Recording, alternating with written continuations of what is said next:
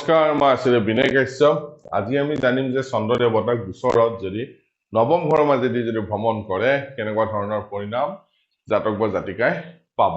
ঠিক আছে, আমাৰ টপিকটো হ'ল কি যে ট্ৰেনজিট অফ মুন ফ্ৰম লগ্ন। চাওক,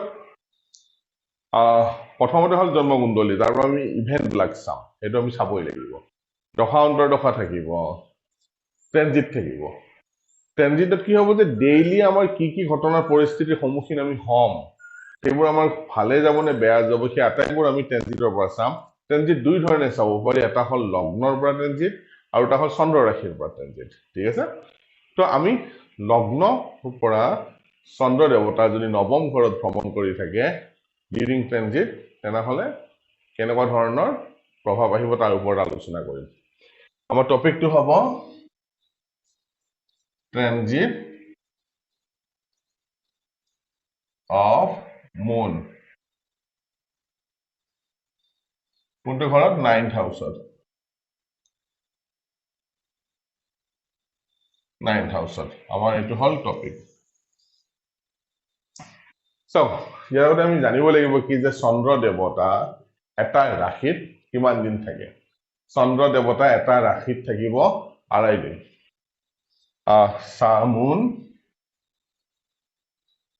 মুন পাৰ চাইন কিমান দিন থাকিব?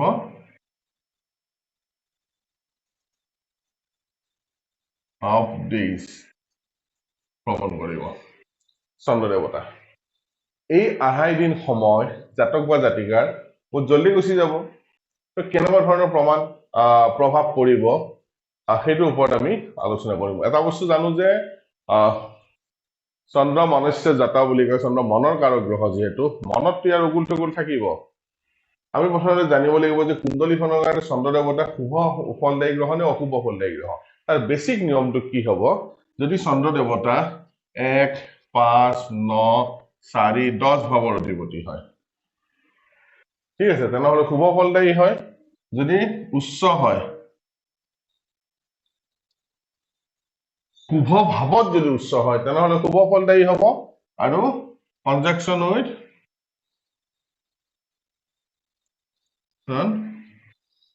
With good planet. শুভ গ্ৰহৰ লগত যদি শুভ ভাৱত জুতি বান্ধি থাকে, চন্দ্ৰ দেৱতা শুভ ফলদায়ী গ্ৰহ হ'ব। ঠিক তেনেকে চন্দ্ৰ দেৱতা অশুভ ফল কেতিয়া দিব? যদি 6, 8, 12 ভাৱৰ অধিপতি হয়, ঠিক আছে, ডিবিলিটেড হয়।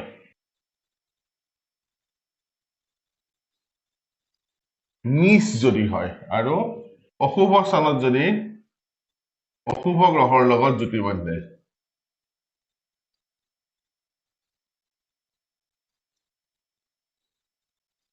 যদি জুতি বান্ধে, তেনেহ'লে চন্দ্ৰ দেৱতা ইয়াতে অশুভ ফলদায়ী গ্ৰহ হয়। এই চন্দ্ৰ দেৱতা যেতিয়া লগ্নৰ পৰা নৱম ঘৰত ভ্ৰমণ কৰি থাকিব, শুভ হওক বা অশুভ হয়, কেনেকুৱা ধৰণৰ ফল আহিব, আমি দুটা বিষয়ে ইয়াত আলোচনা কৰিম। প্ৰথমে এখন কুণ্ডলী আমি চাম।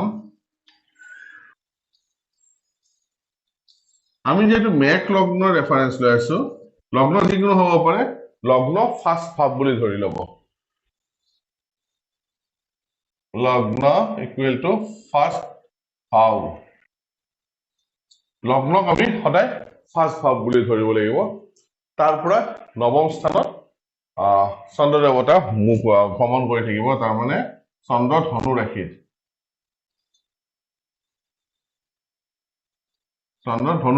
মেঘ লগ্নৰ কাৰণে চন্দ্ৰ ধনু ৰাশিত ভ্ৰমণ কৰি থাকিব, বা বৃষ লগ্নৰ কাৰণে হ'লে তেতিয়াহ'লে মকৰ ৰাশিত হ'ব। তেনেকে আমি জানি ল'ব লাগিব।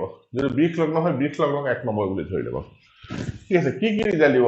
অস্পিচিয়াছ ৰিজাল্ট দিব। কেতিয়া?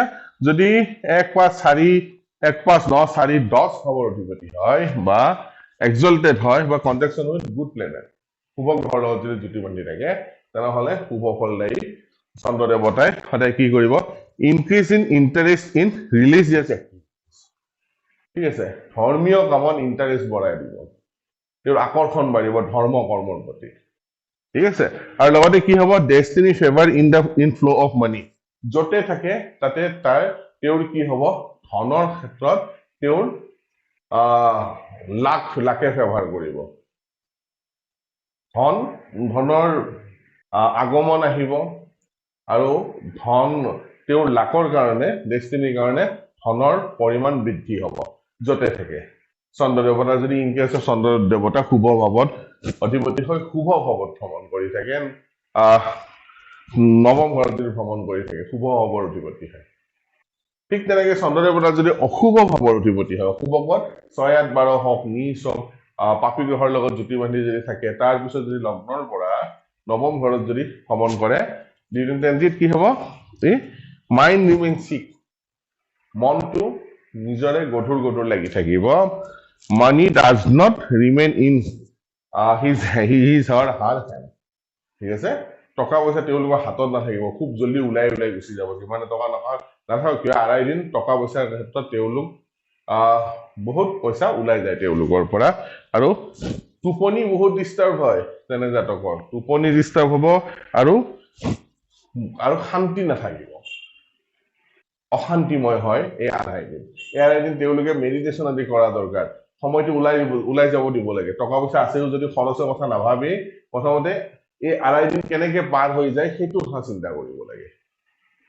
যদি সেইটো সময়খিনি পাৰ হৈ যায় তাৰপিছত অবভিয়াছলি নিজৰ নিজৰ ভাল সময় আকৌ আহিব এনেকে আমি ট্ৰেনজিটবিলাক চাব পাৰো প্ৰথমতে আমি লগ্নৰ লগত চাই লম যে চন্দ্ৰ দেৱতা কি ফলদায়ী গ্ৰহ হৈছে শুভ ফলদায়ী নে অশুভ ফলদায়ী গ্ৰহ হৈছে ঠিক আছে আমি এই চন্দ্ৰৰ ট্ৰেনজিটবিলাক যেতিয়া আমি ট্ৰেনজিট যেতিয়া চাম আমি আৰু এটা বস্তু চাব লাগে যে নৱতৰা চক্ৰৰো আমাৰ চোৱা দৰকাৰ হ'ব নৱতৰাত যদি বিপদ প্ৰত্যদি আৰু বদ নক্ষত্ৰ যদি নপৰে ঠিক আছে জন্ম চন্দ্ৰ যিটো নক্ষত্ৰত ভ্ৰমণ কৰি আছে যদি এইকেইটা নক্ষত্ৰ নপৰে তেনেহ'লে চন্দ্ৰদেৱতাই ভাল ৰিজাল্ট দিয়ে ইন জেনেৰেল কি হ'ব চন্দ্ৰদেৱতা যদি শুভ ভাৱৰ অধিপতি হয় তেনেহ'লে শুভ ফলদায়ী গ্ৰহ শুভ ফল দিব নৱম ঘৰত অশুভ ফলদায়ী গ্ৰহ হ'লে নৱম ঘৰত অশুভ ফল দিব এনেকুৱা নহয় যে শুভ ভাৱত ভ্ৰমণ কৰিলে ভালেই ৰিজাল্ট দিব তেনেকুৱা কোনো কথা নাথাকে বা অশুভ ভাৱত ভ্ৰমণ কৰিলে বেয়াই ৰিজাল্ট দিব